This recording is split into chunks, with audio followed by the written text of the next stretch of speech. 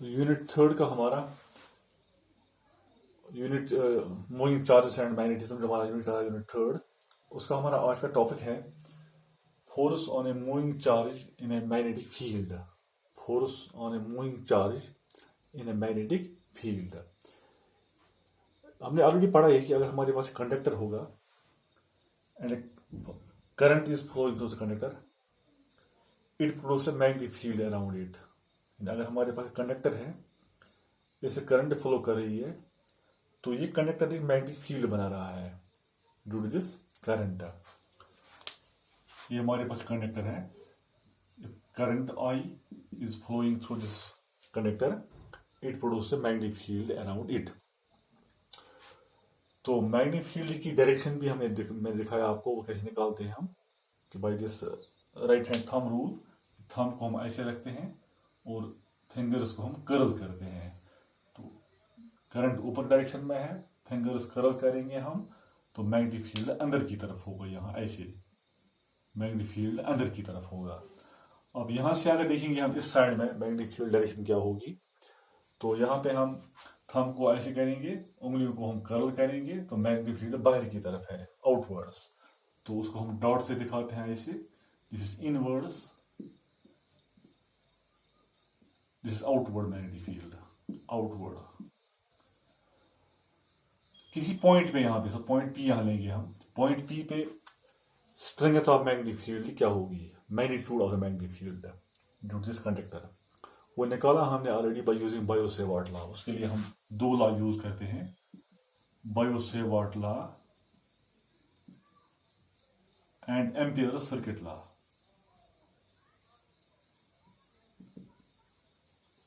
We can calculate the magnitude of the magnetic field at any point due to a conductor by using Biot-Savart law or by using Ampere's circuit law। ये चीजें हमने already पढ़ी है। अब जो हमारा आज का टॉपिक है, force on a moving charge in a magnetic field. If we have a conductor and current I is flowing through this conductor, इससे करंट आई फ्लो कर रही है इस कंडक्टर से। तो मान लेते हैं कि यहाँ पे हमारे पास कोई चार्ज है, charge Q. This is charge Q here. ये चार्ज रेस्ट पे है। क्या इस चार्ज पे कोई फोर्स अप्लाई होता है? तो नहीं होता है, नो फोर्स। चार्ज रेस्ट, तो इस चार्ज पे कोई फोर्स अप्लाई नहीं होता है, नो फोर्स। अब अगर हम, यही चार्ज हमारे पास है, कंडक्टर है, current I is flowing through it, और यहां पे हमारे पास एक चार्ज है, चार्ज क्यू। मगर ये चार्ज जो है इसमें मोशन में है, it is some velocity v, it is moving in this direction. तो देखा गया है कि ये चार्ज जो है, ये अपनी जो इसकी पाथ है उससे डिविएट होती, डिफ्लेक्ट होती है, ये इस डायरेक्शन में ऐसे मान लो आप, यानी अपनी पाथ से ये डिफ्लेक्ट होती है। ये डिफ्लेक्ट क्यों हो गई? इसका मतलब ये है कि इस जो कंडक्टर है, जो करंट फ्लो हो रही है इससे, उससे मैग्नेटिक फील्ड प्रोड्यूस हो गया। उस मैग्नेटिक फील्ड ने इस चार्ज पे एक फोर्स एक्सर्ट किया, and because of that force this charge gets deviated from its path. So that force we called as magnetic force. उससे हम कहते हैं मैग्नेटिक फोर्स।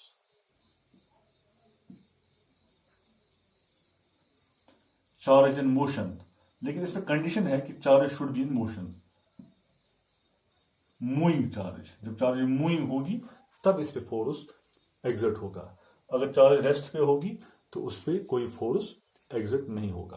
तो यहां एक बहुत ही इंपॉर्टेंट पॉइंट है, इलेक्ट्रोस्टैटिक्स में पढ़ा था हमने ये, कि इलेक्ट्रिक फोर्स अप्लाई होता है चार्जेस पे। इलेक्ट्रिक फोर्स जो है वो दोनों केसेस में, चाहे चार्ज रेस्ट पे होगी या मोशन में होगी, दोनों केसेस में इलेक्ट्रिक फोर्स अप्लाई होता है किसी चार्ज पे when placed in electric field. लेकिन मैग्नेटिक फोर्स की क्या बात है कि मैग्नेटिक फोर्स सिर्फ जो चार्ज मोशन में होती है उसी पे एक्ट होता है, इसी पे इफेक्ट करता है, वो इसी पे एक्सर्ट होता है magnetic force when charge is in motion.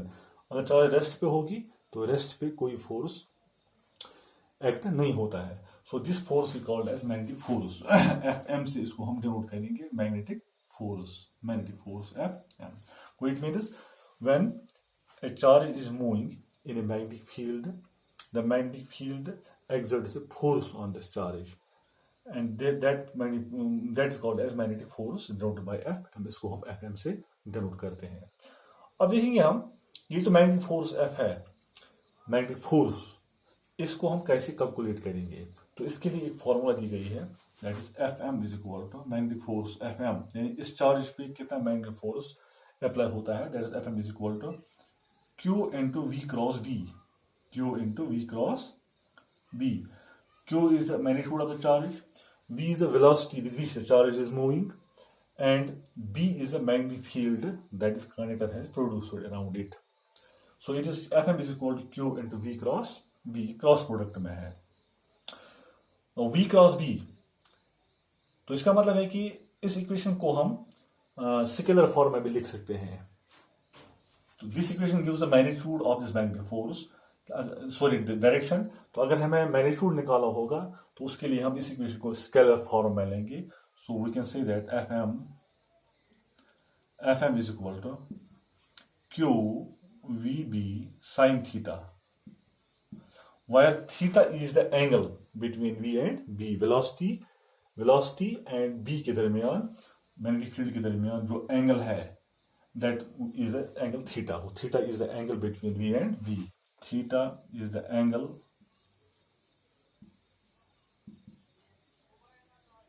between V and B, यानी velocity of the charge and the magnetic field. जो इनके दरमियान एंगल होगा, that is called as angle theta. तो उसका मतलब है कि जो मैग्नेटिक फोर्स है ये एंगल थीटा पे भी डिपेंड करता है, यानी किस डायरेक्शन में वेलोसिटी ऑफ द पार्टिकल ये चार्ज जो है ये किस डायरेक्शन में जा रही है और मैग्नेटिक फील्ड किस डायरेक्शन में है, जो उनके दरमियान जो एंगल है उस एंगल पे भी डिपेंड ये करता है मैग्नेटिक फोर्स. ऐसे मानते हैं फॉर एग्जांपल मैग्नेटिक फील्ड इस डायरेक्शन में है, मैग्नेटिक फील्ड बी, और चार्ज इस डायरेक्शन मूव कर रही है, यानी velocity of charge. So this is the angle theta. Theta is the angle between V and B. अब हम देखेंगे कि ये हमारे पास दो इक्वेशन है. हम Fm is equal to Q into V cross B, this is the vector form of the equation, magnetic force ऐसे निकालेंगे हम. तो this equation gives the direction of the force, वो मैं सिखाऊंगा आपको कैसे निकालेंगे हम direction of the magnetic force. यानी यहाँ इस चार्ज पे मैग्नेटिक फोर्स लग गया, वो किस डायरेक्शन में लग गया वो हम निकालेंगे यूजिंग दिस इक्वेशन. नाउ जो ये इक्वेशन है दूसरी इक्वेशन स्केलर फॉर्म इसकी, so this equation gives the magnitude of the magnetic force, यानी यहाँ पे जो मैग्नेटिक फोर्स इस पे अप्लाई हो गया तो इसका मैग्नीट्यूड कितना होगा वो हम इस फॉर्मूला से निकालेंगे. अब हम देखेंगे कि ये जो मैग्नेटिक फोर्स है ये किस सिचुएशन में जीरो होगा और किस सिचुएशन में ये मैक्सिमम होगा वो हम देखेंगे.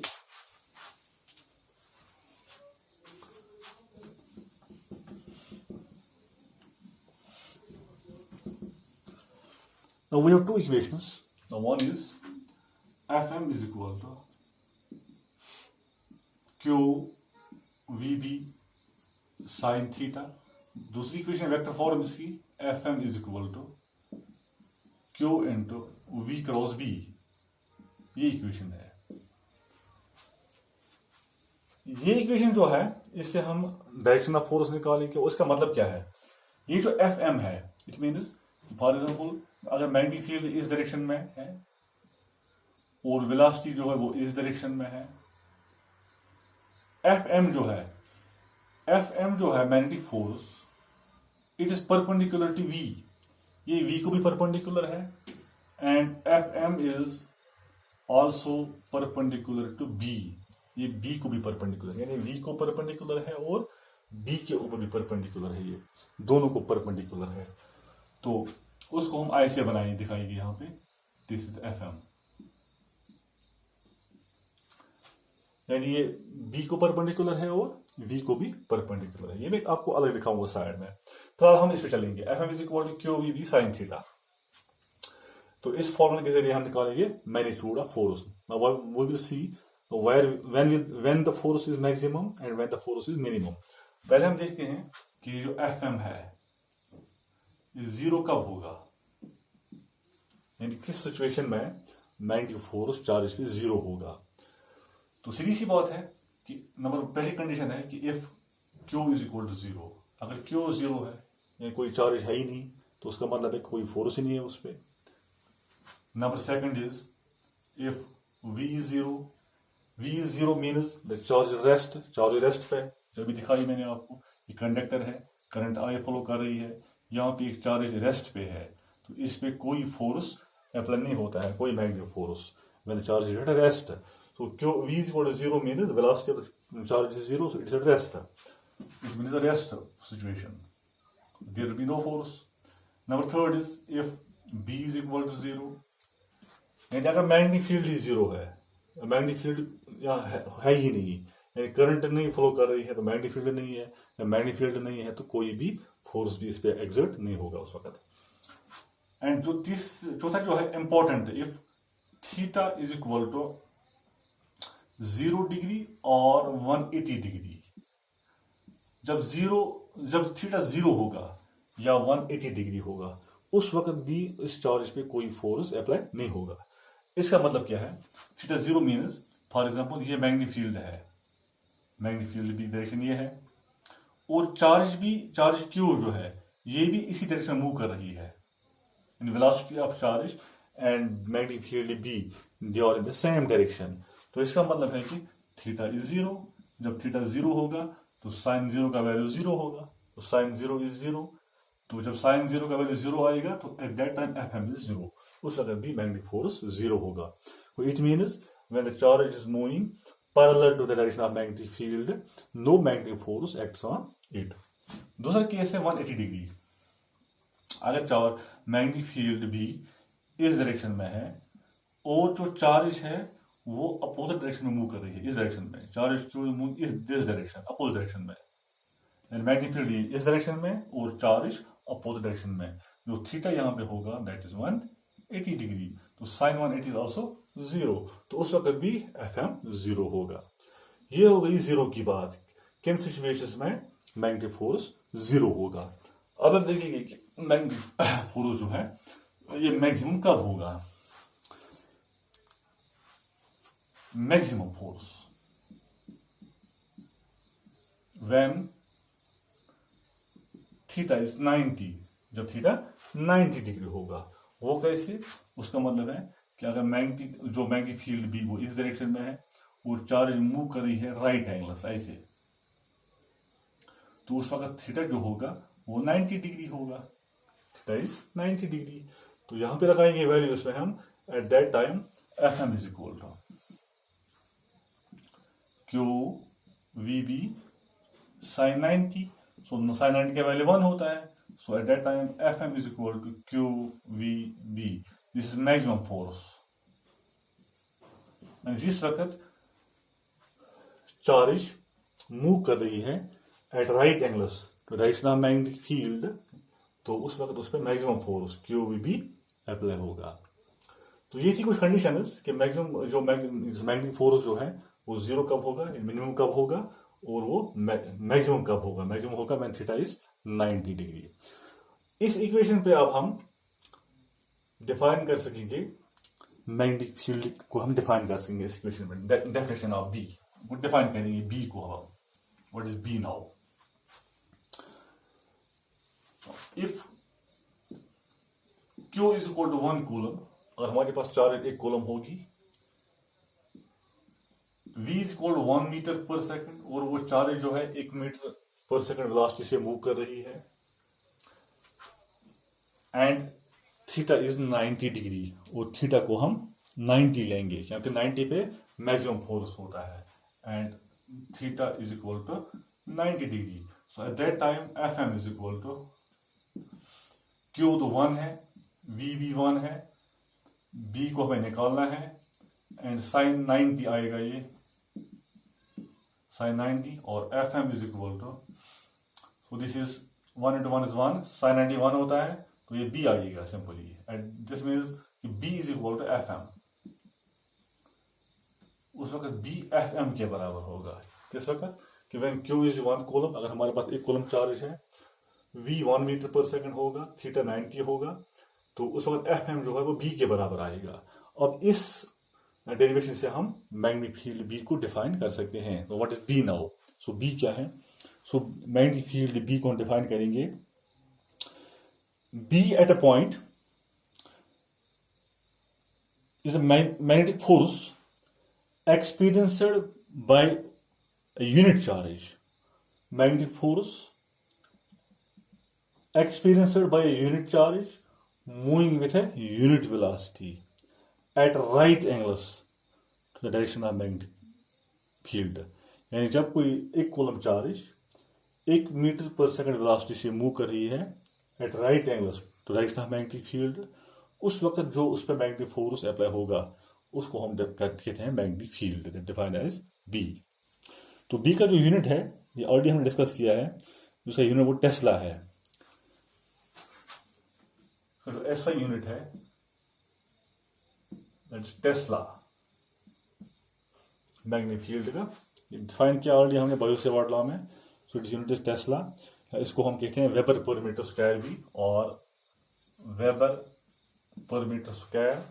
और उसका सीजीएस यूनिट है that is gauss. CGS unit is gauss, CGS that is gauss. और ये आपको मालूम होना चाहिए कि 1 gauss is 10⁻⁴ tesla. 1 gauss is 10⁻⁴ tesla. तो ये जो इक्वेशन थी F M is equal to Q B sine theta, तो इस पर हमने डिफाइन किया मैग्नेटिक फील्ड भी, और इस पर हमने देखा कि मैग्नेटिक जो फोर्स है ये मिनिमम कब होगा और मैक्सिमम कब होगा। तो अब दूसरी जो इक्वेशन इसकी है वेक्टर फॉर्म की इक्वेशन, इस पे देखेंगे हम डायरेक्शन ऑफ मैग्नेटिक फोर्स। यानी अगर किसी पार्टिकल की चार्ज पे कोई मैग्नेटिक फोर्स अप्लाई होता है तो उसकी डायरेक्शन क्या होगी वो हम इसके जरिए निकालेंगे, वो इंशाल्लाह नेक्स्ट वीडियो में आपको समझाऊंगा। थैंक्स।